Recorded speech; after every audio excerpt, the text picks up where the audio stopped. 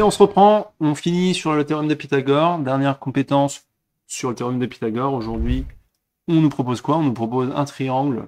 Ah, mais on ne sait pas s'il est rectangle. Justement, ça va être tout le jeu. On nous demande si le triangle ABC est rectangle. On nous donne des longueurs. On a 10 cm, cm, puis centimètres. Et avec ça, on doit savoir s'il est rectangle. Alors, je vous ai aidé, hein, on était sur le théorème de Pythagore. Aujourd'hui, c'est quoi qui va nous aider à justifier ça? C'est le... Tu l'as? Ouais, la réciproque. Bien vu, bien vu. Alors, le théorème de Pythagore, je vous le rappelle, hein, on l'a vu, ça fait 2 vidéos qu'on le fait. C'est si on a un triangle rectangle, c'est ça le théorème. Il fallait bien évidemment préciser que, je vous rappelle ça, un rectangle, excusez-moi, rectangle, eh bien, on peut établir l'hypoténuse, ok, ça c'est l'hypoténuse, abrégé comme ça, au carré qui est égal à ce carré-là, plus ce carré-là, ok, la somme des deux carrés, des deux autres carrés. Donc la réciproque, elle nous dit quoi pour le coup? C'est plus, on ne sait pas si le triangle est rectangle, c'est ce qu'on veut prouver. Donc si on a un triangle ABC et qu'on arrive à justifier ça, donc si BC au carré est égal à B au carré plus AC au carré, alors on peut justifier qu'il est triangle rectangle, d'accord? Dans un sens, on veut calculer plutôt des longueurs, établir l'égalité de Pythagore avec le théorème de Pythagore, parce qu'on sait qu'il est rectangle. Et si on ne sait pas s'il est rectangle, il faut nous donner toutes les longueurs, et après on essaie de recombiner le truc pour que ça fasse une égalité de Pythagore et que ça marche. Donc c'est comme ça qu'on va le justifier aujourd'hui. Alors comment on fait pour trouver un hypoténuse? Parce que, bon là c'est un peu évident parce que le schéma, mais j'aurais pu le tourner un petit peu pour que ce soit moins évident. On ne voit pas très bien l'angle droit. Et peu importe, c'est quoi l'hypoténuse? C'est la longueur la plus longue, tout simplement. Donc c'est ça qui va nous permettre. Donc ici c'est AC. Donc après voilà, comment on va rédiger ça? C'est si dans notre cas, donc on a AC qui est l'hypoténuse. On pourrait faire une phrase avec ça, hein, d'ailleurs. Alors, hypoténuse, il n'y a pas de H après. Hypoténuse. Donc, si on arrive à établir que AC au carré est égal à, du coup, bah, c'est AB plus BC, par exemple. Donc, l'ordre des lettres n'a pas de chance. Hein. On peut dire BA et BC, enfin bref. Mais en tout cas, c'est ces deux longueurs-là. Alors, le triangle,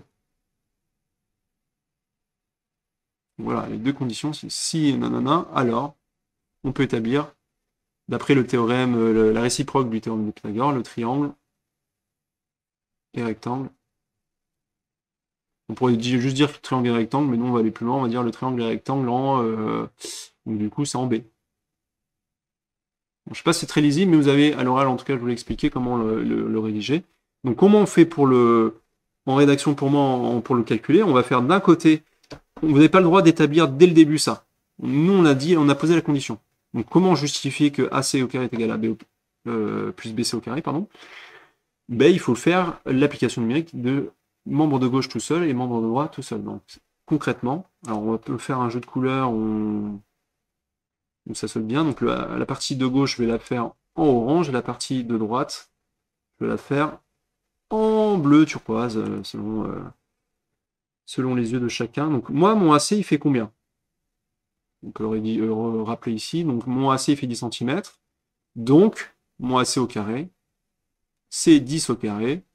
Donc c'est 100, facile, hein, centimètres. Et on peut dire, si on rappelait l'unité, c'est centimètres carrés. Attention.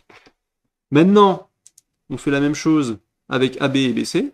Donc j'ai AB qui vaut combien? 8. Donc AB au carré, il vaut 8 au carré. Donc il vaut... Je dois pas mal de les apprendre par cœur, ces petits carrés. On peut le faire à la calculatrice, mais 8 fois 8. Voilà. Je rappelle que le carré, c'est le nombre qui est multiplié par lui-même. Je change de page parce que j'ai plus de place. Et le BC, il vaut 6 centimètres, hein, bien sûr. Mon BC au carré, il vaut 36. Alors 6 au carré est égal à 36, pareil, 6 fois 6, ça fait... Et on peut rappeler que c'est des centimètres carrés. Donc là, je ne l'avais pas mis, mais si vous posez la question, c'est bien ça aussi. Hein. Et finalement, on va essayer de faire maintenant, alors plutôt... Nous, on veut justifier ça, hein, que AC au carré est égal à B au carré plus BC au carré. Ben, on va faire la somme de AB au carré et BC au carré. On les a, donc c'est 64 plus 36. Donc, je regarde d'un côté, donc je fais BC au carré plus... Bon, c'est pas dans le même ordre, mais c'est pareil. Hein, BC au carré plus AB au carré. Ça me fait quoi? Ça me fait 64 plus 36. Et comme de par hasard, tiens, ça me fait un 100. Est-ce que c'était pas fait exprès? Je crois bien, hein. Il y en a qui tirent des ficelles bien haut, hein. Moi je vous le dis.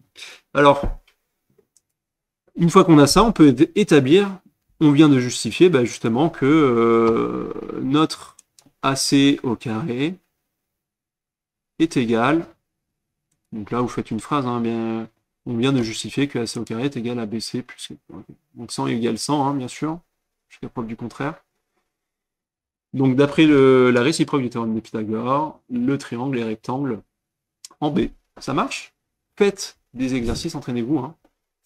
Faut le faire plusieurs fois, cette justification-là. Faites la bonne rédaction. Comme le prof aussi, chaque prof aura un petit peu la rédaction qu'il veut pour la réciproque. Moi, voici un petit peu dans les grandes lignes, un peu en mode brouillon, hein, quand même, hein. Il faut faire un truc un peu plus propre que moi. Mais c'est un peu l'idée. La méthode, en tout cas. Entraînez-vous à faire les exercices. Et on va faire bientôt. On va voir dans les prochaines vidéos le cosinus, le sinus et la tangente, hein, dans un triangle rectangle.